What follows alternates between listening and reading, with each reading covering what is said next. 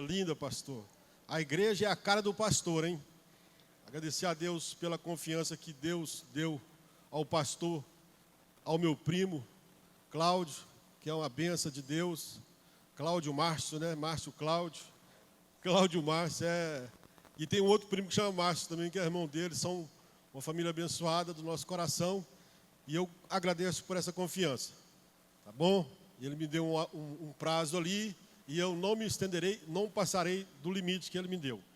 Capítulo 5 do 2º livro de Reis, que diz assim: E Naamã, chefe do exército do rei da Síria, era um grande homem diante do seu senhor e de muito respeito, porque por ele o Senhor dera livramento aos sírios. Era este homem herói valoroso, porém leproso. E saíram tropas da Síria e da terra de Israel, e levaram preso uma menina que ficou ao serviço da mulher de Naamã. E disse esta à sua senhora: Oxalá, se meu senhor estivesse diante do profeta que está em Samaria, ele o restauraria da lepra. Então foi Naamã e notificou ao seu senhor, dizendo: assim e assim falou a menina. Versículo 13. E chegaram-se a ele os seus servos e lhe disseram: Meu pai, se o profeta te dissesse alguma grande coisa, porventura não o farias? Quanto mais dizendo-te ele: lava-te e ficarás purificado. Então desceu e mergulhou no Jordão 7 vezes, conforme a palavra do homem de Deus. E a sua carne tornou-se como a carne de um menino e ficou purificado. Aleluia. Agora o versículo 26, que diz assim, porventura, o versículo 25. Então ele entrou e pôs-se diante de seu senhor e disse-lhe Eliseu: de onde vens, Geazi? E disse: teu servo não foi nenhum nem a outra parte. Porém ele lhe disse: porventura não foi contigo o meu coração? Quando aquele homem voltou do seu carro a encontrar-te, era ocasião para receberes prata e para tomares roupas, olivais e vinhas, ovelhas, bois, servos e servas? Portanto, a lepra de Naamã se pegará a ti e a tua descendência para sempre. Então saiu diante dele leproso, branco como a neve. Amém?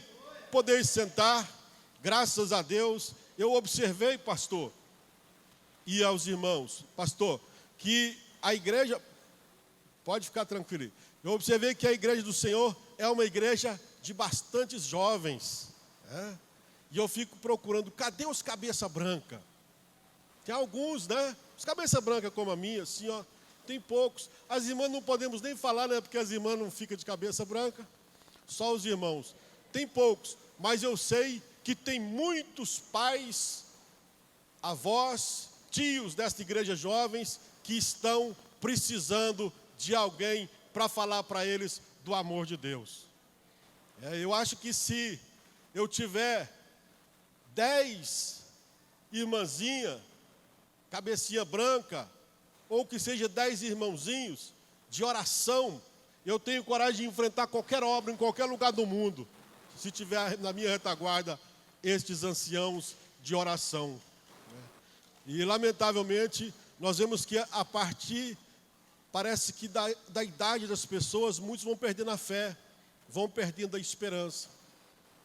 E eu, meditando nessa palavra, eu pedi a Deus: Senhor, eu queria que o Senhor falasse com a igreja, porque a palavra de Deus, ela edifica, ela conforta e ela exorta. Exortar, irmãos, não é chamar atenção, não. Exortar é animar o próximo. Redarguir, sim. Redarguir é chamar atenção. Mas exortar é animar aquele que está fraco, abatido e necessitado. E ela conforta, consola, conforta o coração. E edifica. Por isso, Deus fala com Moisés: Moisés, goteje a minha doutrina como orvalho sobre a terra. O pastor disse que na terça-feira vai ter o quê? Uma palavra sobre?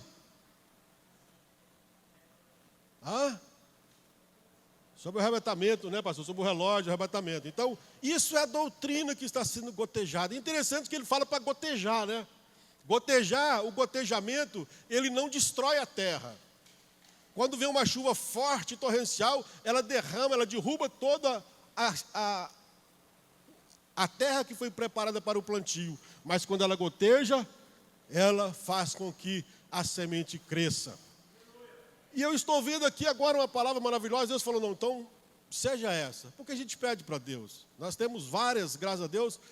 A Bíblia fala assim, eis que vos darei, Jesus falando, ó, eu vou para o Pai, mas eis que vos darei o Espírito Santo, o qual vos fará lembrar de todas as coisas que eu vos tenho dito.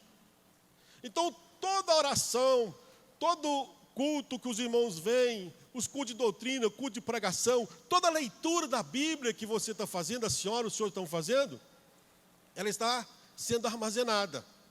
Aí ele disse, ó, te darei o Espírito Santo, o qual vos fará lembrar de todas as coisas que eu vos tenho dito. Quem disse para mim o que eu vou falar hoje? Foi o Senhor. Então o próprio Espírito Santo, ele então me relembra aqui agora, para falar com os irmãos, aquilo que vários de vocês já conhecem. Eu espero que todos já conheçam essa história. Quem não conhece essa história de Naamã? Quem não conhece? Está vendo? Então, hoje nós vamos ver mais uma porção desta mensagem forte, poderosa, que é a palavra do Senhor, a palavra de Deus. A Bíblia nos fala aqui que havia um general. Imagina a pompa desse general. Por onde ele ia, ele vencia as batalhas. Era um general forte, carrasco. Como diz na linguagem militar, vibrador. Ele era aquele camarada pronto para qualquer coisa. E onde ele chegava, ele vencia as batalhas.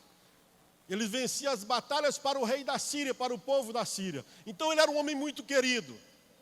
E agora ele vem de Israel, no seu cavalo, marchando, aquele cavalo todo de armadura, o cavalo com a armadura de prata, creio eu, a Bíblia não fala, mas eu creio que era um cavalo muito lindo, um cavalo árabe, com a cabecinha pequena, aquele cavalo mais lindo, com a crina para cima, e vinha saltitando aquele cavalo, marchando, todo prateado a armadura do cavalo, e o general também, com aquela armadura linda, com a sua espada grande, com o seu arco e flecha, talvez de bronze, o seu elmo na sua cabeça, aquela coisa mais linda, aquele general que por onde ele passava todo mundo respeitava e o honrava, talvez uns reverenciava a tal ponto de se ajoelhar diante dele, de tanta glória que tinha aquele general. O próprio rei o amava tanto, porque por ele, o estado da Síria, ou seja, o principado da Síria, tinha tido muitas vitórias. E o próprio rei agora chamava, vem cá, general. Encostava no general e ia adorar o seu Deus, chamado Rimon, na casa de Rimon. E aquele homem tinha muita pompa. Tanto o cavalo, a armadura, era pompa demais. Muito glorioso era aquele general. E agora ele vem com uma multidão de escravos andando na frente e atrás.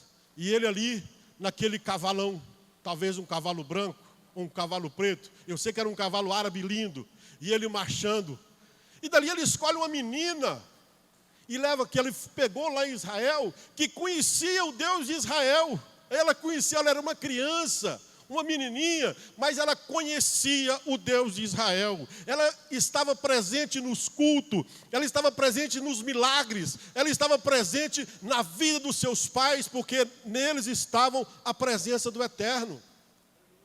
Mesmo Israel agora, sendo levado cativo, porque o povo havia desviado da casa do Senhor, o povo havia desviado da presença de Deus, o povo agora praticava injustiça, o povo era perverso, esqueceu dos direitos das viúvas, dos direitos dos órfãos, dos estrangeiros e dos necessitados, todos eram maltratados, por isso Deus os levou cativo. Ele escolhe então a menina, aquela menina vai para sua casa, e ele chega em casa e fala, aí mulher, o que eu trouxe para você de presente? Olha que escravinha mais linda, agora vai ser sua filha. Aquela mulher fica muito feliz, porque ganhou uma menina de escrava, mas era uma menina. E todo mundo gosta de uma criança. Ainda mais se for uma criança que vai ser para trabalhar, né? Para ajudar. Não para dar trabalho, porque tem criança que dá trabalho. Aquela ali ia ajudar a mulher a trabalhar.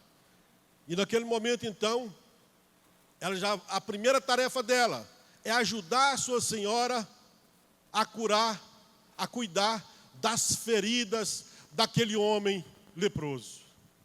E aquela menina, quando vê aquilo, ela fica espantada e fala: oxalá, se meu Senhor estivesse lá em Jerusalém, lá em Samaria. Jerusalém não, Samaria. O profeta o restauraria, o profeta o curaria. A menina simplesmente pregou conforme aquilo que ela entendia.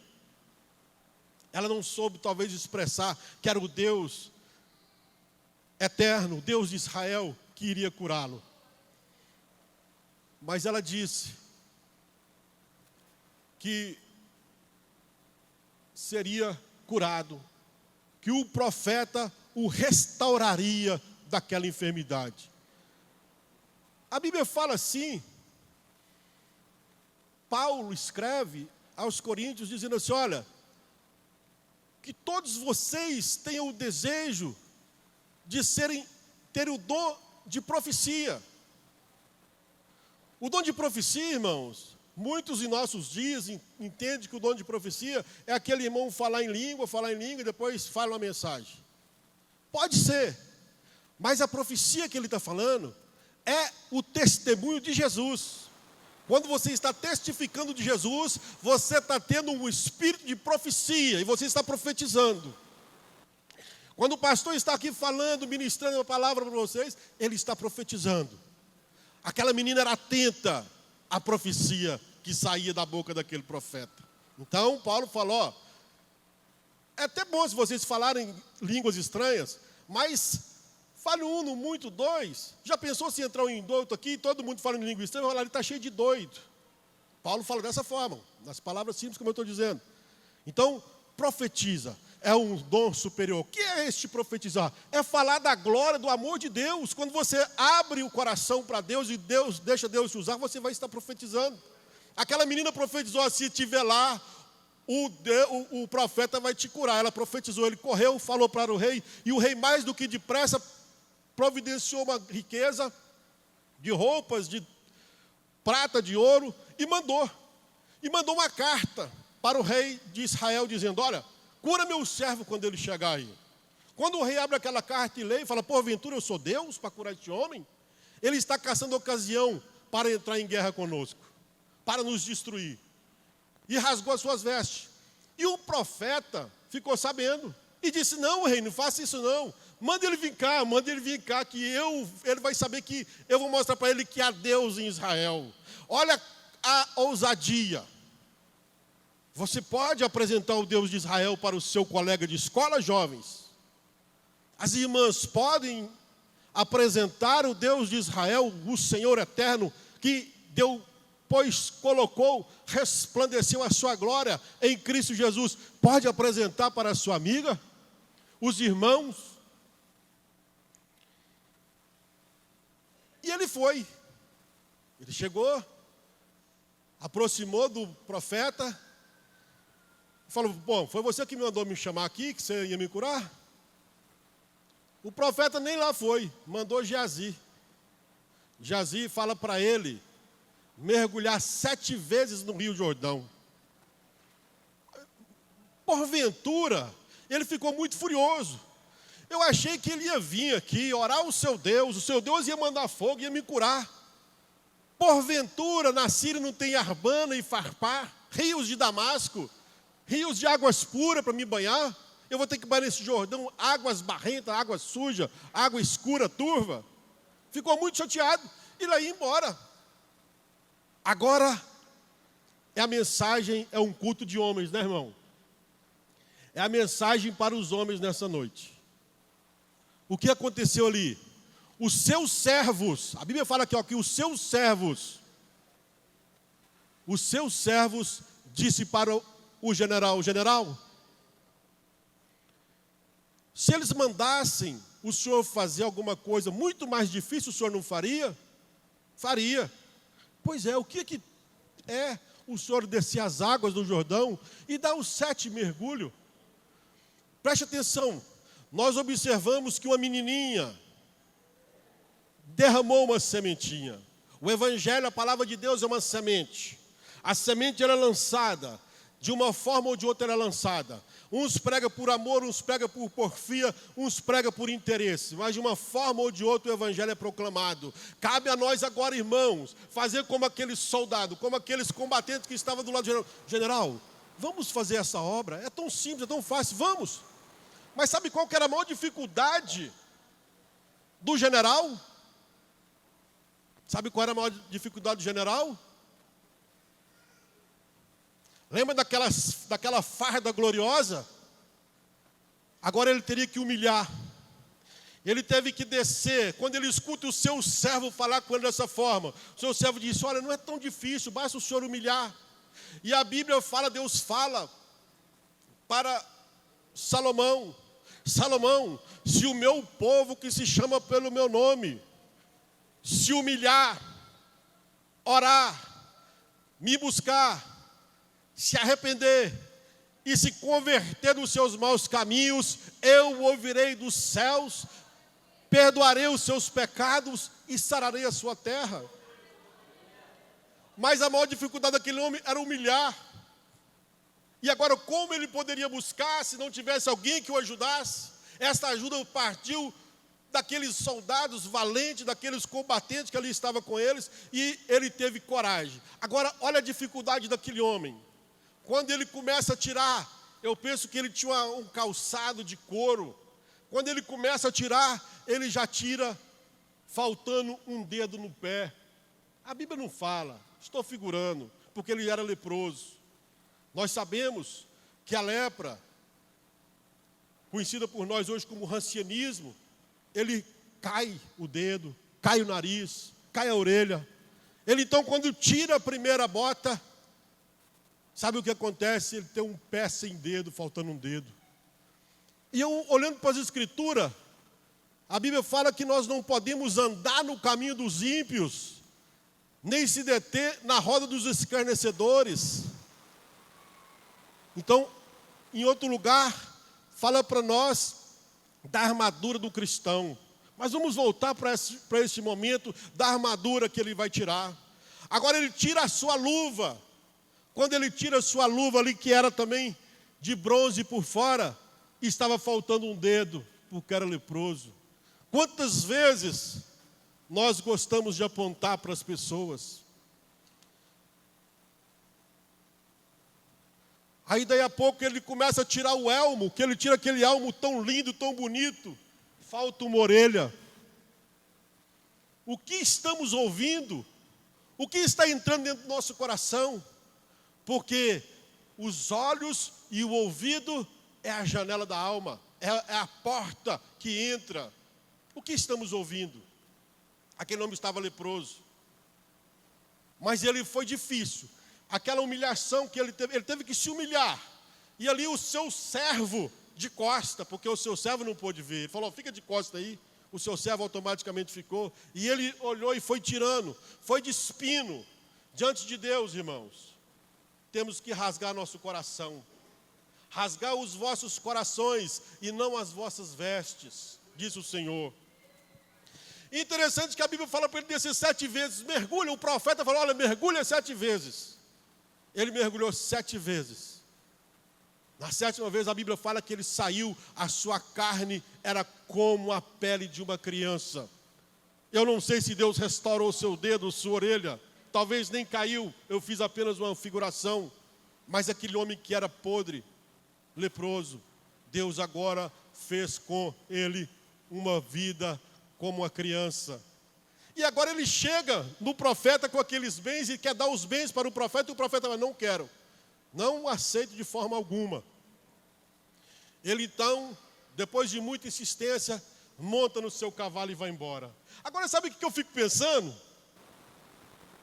A Bíblia fala assim, que ele pediu para o profeta: deixa eu levar pelo menos um tanto de terra que uma mula pode carregar, um jumentinho pode carregar, deixa eu levar, para que eu possa sentar sobre essa terra e adorar o Deus de Israel. E o Deus de Israel ouviu o meu clamor, assim como Ele me curou. E também que Ele me perdoe, quando eu tiver que, lá na casa de Rimon, ter que servir de escora para o rei, porque agora eu só adoro o único e eterno Senhor, o único Deus. Agora, a Bíblia não fala, a Bíblia não dá conta de falar tudo, porque se fosse falar só o que Jesus fez, os livros do mundo inteiro não caberia.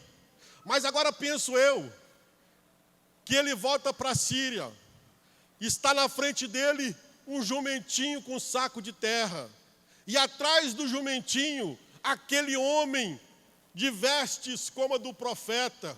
Ele agora quer vestir igual o profeta. Ele largou a sua armadura e vem em cima do jumentim. E vem, chega diante de Jerusalém, e o povo está, cadê o Naamã? Cadê o Naamã? Ninguém conhecia Naamã. Naamã, esse homem tão lindo como uma criança, a pele dele é como uma criança. Olha, irmãos, o que Deus faz com o homem que se humilha, o homem que converte, o homem que se arrepende. Deus muda a pele dele. Eu lembro que eu não era... Eu cria, mas eu era aquele crente assim, porque eu li a Bíblia, eu creio, eu entendia que crente vem do verbo crer. Se eu creio, eu sou crente. Então, e passou umas irmãs, naquela época as irmãs da Deus e Amor, na década de 80, década de 90, passa aquelas 3 irmãs, que mulher feia. E eu não dei conta de olhar naquelas mulheres. Elas brilhavam muito, eu virei a cara porque elas eram muito feias. Sabe o que é isso? Deus muda a pele do seu rosto.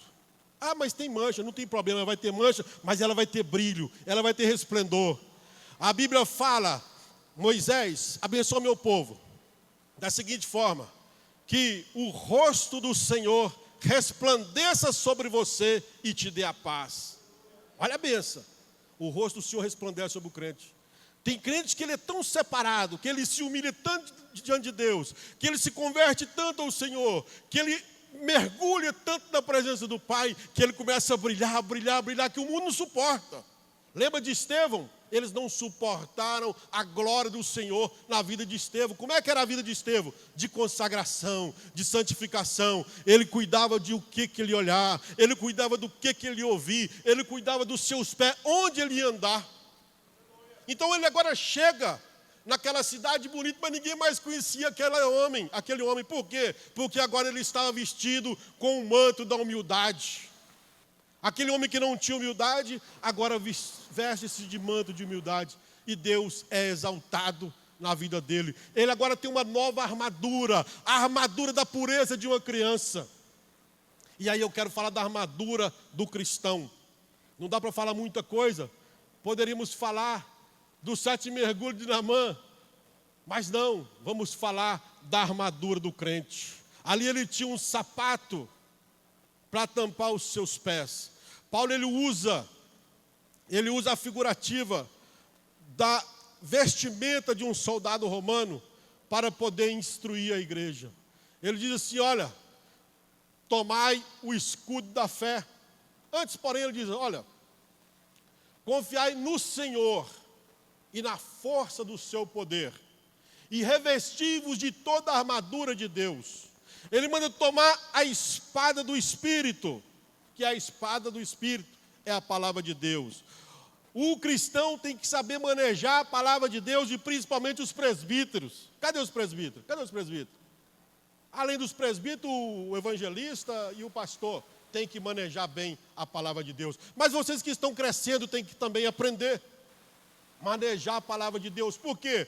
A palavra de Deus é a espada do Espírito, onde nós teremos sabedoria. Vou dar um exemplo aqui.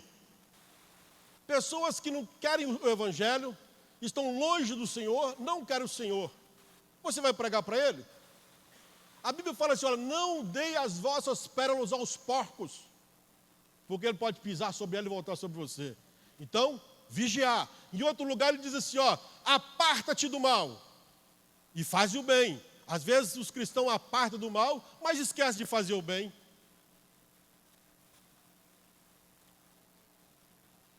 Aí em outro lugar ele diz assim, olha, Sempre vocês terão pobre na terra. Então tá, já que sempre vai ter pobre, tem que, né? Mas e a segunda parte do versículo? Para que vocês os abençoem, pois na medida que vocês os abençoarem, vocês serão abençoados. Por isso, então, aprenda a manejar as escrituras, a palavra de Deus. Calçar da preparação, os pés da preparação do Evangelho. O que é calçar os pés da preparação do Evangelho? É andar nas escrituras, cumprir. Não podemos ser somente ouvintes. Se formos somente ouvintes, vai ser como você olhar no espelho. Eu estou me achando que eu sou a última Coca-Cola do deserto. Aí quando eu olho no espelho, eu falo, não é mais não. Então é assim, temos que obedecer, andar nas escrituras, obedecer a palavra de Deus. É difícil? Na carne é impossível. Mas quando nós humilharmos diante do Senhor, quando suplicarmos a presença do Senhor, quando descermos na presença do Senhor, seremos mais do que vitoriosos, mais do que vencedores. E o Evangelho é coisa interessante, as coisas de Deus. Olha aqui, vamos fazer um figurativo aqui. Primeiro, o membro, a igreja, aí o auxiliar, o diácono, o presbítero, o evangelista, o pastor, não é isso? Quanto mais alto eu subo, mais eu tenho visão. Nas coisas de Deus não é assim não. Vocês que não são auxiliares ainda e querem ser diaconisa, auxiliar, é servir. Então não é subir, é descer. O auxiliar serve à igreja. O diácono serve ao auxiliar e serve à igreja. O presbítero serve ao diácono, ao auxiliar e à igreja. O evangelista serve ao presbítero, ao diácono, ao auxiliar e à igreja. E o pastor serve a todos. O menor será como o maior. Então as coisas de Deus, se eu subo 10 degraus, eu tenho uma visão. Se eu subo 30 degraus, eu tenho uma visão muito mais ampla, além dessa que eu já vi quando tinha 10. As coisas de Deus é diferente. Quanto mais você desce, mais Deus te dá visão. Quanto mais você desce, mais Deus te dá conhecimento. Quanto mais você desce, Deus te dá humildade. Porque Ele diz assim, olha, vinde a mim e aprendei de mim, que sou manso e humilde de coração. Para que nós vamos ter Jesus? Para aprender a ser manso e humilde de coração. Tem uma multidão de cristãos precisando de aprender a ser manso. E mansidão, irmãos, é fruto do Espírito. Naquele dia, muitos vão dizer assim, nós não profetizamos no teu nome, não expulsamos demônio no teu nome, fizemos proeza. Dons espirituais. O Senhor vai falar, parte de mim, que eu não vos conheço. Agora, mansidão é fruto do Espírito. Tomai também a armadura, vamos voltar para a armadura, tomai também o escudo da fé, do qual podereis apagar todos os dardos inflamados do maligno. Você está na prova, você está no pó, e o inimigo fala, não tem mais jeito. Aí você lembra da palavra de Deus e fala, tudo posso naquele que me fortalece. Ainda que eu ande pelo vale da sombra da morte, não temerei mal algum, porque o Senhor está comigo. Isso é escudo, é a fé. A fé em quê? No Senhor, na palavra de Deus. O Senhor Jesus, Ele é o pão da vida, Ele é a palavra de Deus. O Espírito Santo, Ele quer nos dar isso. E tomai o capacete da salvação. Lembra do elmo do Naamã, que tampava a cabeça? Paulo falou, olha, coloca aí o capacete da salvação. O que é capacete da salvação, irmãos? É pensar dia e noite na salvação. Infelizmente, os cristãos da última hora não estão conseguindo pensar na salvação. Está pensando no 5G, está pensando no boleto, está pensando no cheque, está pensando em comprar, pensando em vender, pensando em casar, pensando em dar em casamento. E não pensa na salvação.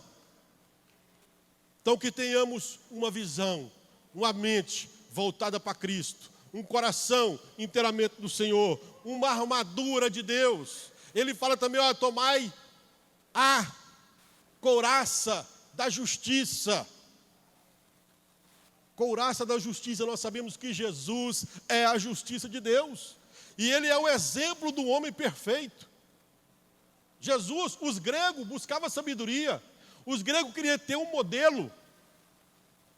Já os judeus queriam sinais. Jesus mostrou sinais e mostrou o modelo de homem perfeito. Quer ser perfeito? Ele falou para o jovem rico que tinham coração na riqueza. Vai, vende tudo o que tem, dá aos pobres, então vem e segue-me. Quer ser perfeito? Siga a Cristo. Ah, irmão, mas eu já sigo. Siga mais de perto, talvez você está seguindo de longe. Aproxima-se mais dele. Aproxima-se mais. De que forma então, irmão? A Bíblia fala assim, olha, que bem-aventurado é o varão que não anda segundo o conselho dos ímpios, nem se detém no caminho dos pecadores, nem se assenta na roda dos escarnecedores. Antes tem o seu prazer na lei do Senhor, e na lei do Senhor medita de dia e de noite. Quer chegar para perto do Senhor? Medita na palavra dele de dia e de noite. De dia e de noite meditando. Está lavando vasilha, falou ao Senhor. O Senhor é meu pastor, nada me faltará. Está dirigindo. Oh, que glória, aquela menina pregando aquele evangelho para aquele homem. É meditar na palavra de Deus. E quando nós não meditamos, nós não nos aproximamos. Mas quando nós nos aproximamos, nós começamos a mergulhar no Espírito de Deus, mergulhar na presença do Pai. E Deus então começa a te encher. Deus começa agora a te edificar. Deus começa a te consolar, te confortar, te fortalecer para você vencer mais um dia. Vencer mais essa luta que você está passando. Tão somente confia no Senhor. E não desista. Não desista. Quando alguém quiser tocar na sua fé, seja ele espiritual ou seja ele material, se quiser tomar a sua fé, não desista. Lembra que você tem um pastor, você tem os obreiros que vão estar falando para você, olha, siga, é só tomar mais um banho, é só tomar um banho na água, faça como o profeta te falou, faça como está escrito nas Escrituras, que você vai ficar puro, que você vai ser vencedor. E a palavra de Deus nos fala, sempre sejam alvas as suas vestes, e nunca falte o óleo sobre a sua cabeça.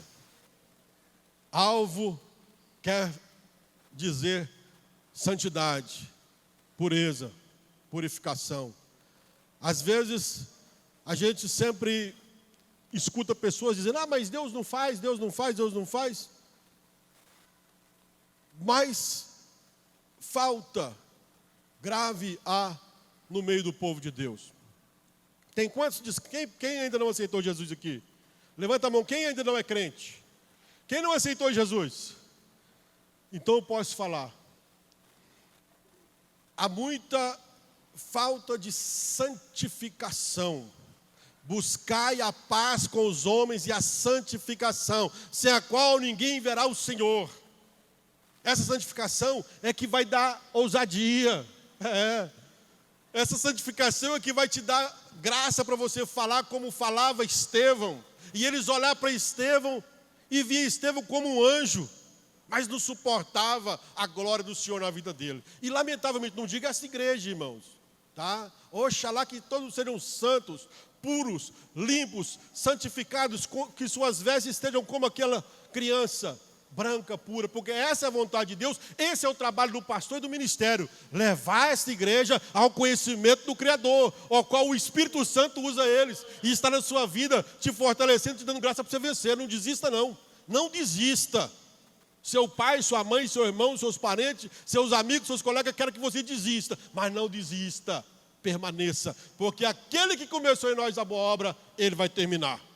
Amém? Que Deus abençoe ricamente os irmãos. Não quero tomar o tempo porque vai se estender, mas foi um prazer, viu, pastor, irmão? Deus abençoe a todos, Deus abençoe a igreja, e agradeço mais uma vez ao Rei dos Reis, ao Deus eterno, ao Deus que curou Naamã da lepra, ao Deus que começou em nós a boa obra e que nós cremos que Ele vai terminar. Que Deus abençoe essa igreja linda. Glória a Deus.